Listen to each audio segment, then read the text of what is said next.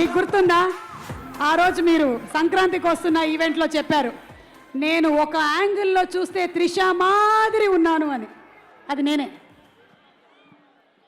అప్పుడు తెలియకుండా చెప్పాను. Good evening everybody.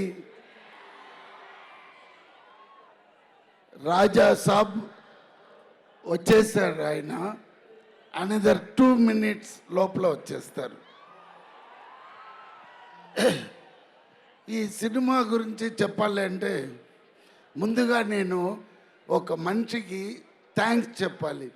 బికాస్ ఆయన నాకు పర్మిషన్ ఇవ్వలేదంటే ఈ స్టేజ్లో నేను ఇప్పుడు ఉండను.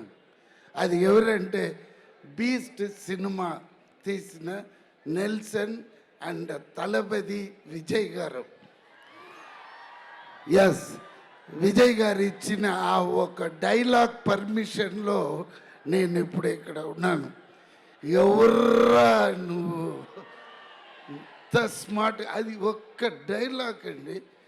అదే గిరి అడుగుతాడు, నేను ఇన్ని సినిమాలు చేసినాను, నీకు ఒక్క డైలాగ్లో వచ్చి ఇప్పుడు నాతో ఈక్వల్గా చేస్తున్నావని గిరి నన్ను అడిగాడు. అదే అక్కడ ఉన్నాడు. రా.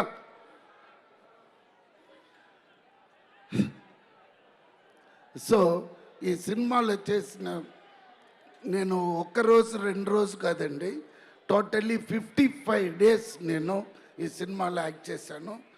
ఈయన కూడా ఉన్నాడు పక్కన. అయ్యో అయ్యో, ఇదే అండి, ఫుల్ బాడీ మసాజ్ ఇస్తాడు, చాలా మంచివాడు. అదే ఎప్పుడు వస్తున్నారా మేడం? తర్వాత అదన్నీ చూడొచ్చు. ఏమైనా పాట పాడిస్తాం. కానీ ఈ సినిమాలో దయ్యాల గురించిన ప్రస్తావన ఉంది. మీరు ఎప్పుడైనా దయ్యాన్ని చూసారా? అక్క, ఈ సినిమాలో పెద్ద తాత ఉన్నాడు. అక్క, ఈ సినిమాలో ఒక పెద్ద తాత ఉన్నాడు. ఎస్, కథ అన్ని చెప్పేస్తాడు. హారర్ ఫిలిం అంటే సస్పెన్స్ ఉండాలి. ఉండాలి. నోరు ఒక మరి కాదు, వాళ్ళే చెప్తారు కథ. మీరు నేను ఏంటి చెప్పేది, తాత గురించి వాళ్ళే చెప్తారు. ఇక్కడ తాత వైరు కొరికేసాడేమో చూడండి రా అనేది కాదు తమ్ముడు. ఆ తాత మీ అందరు నరాలు తెంపేస్తాడు సంక్రాంతికి, కాచుకోండి అంతే.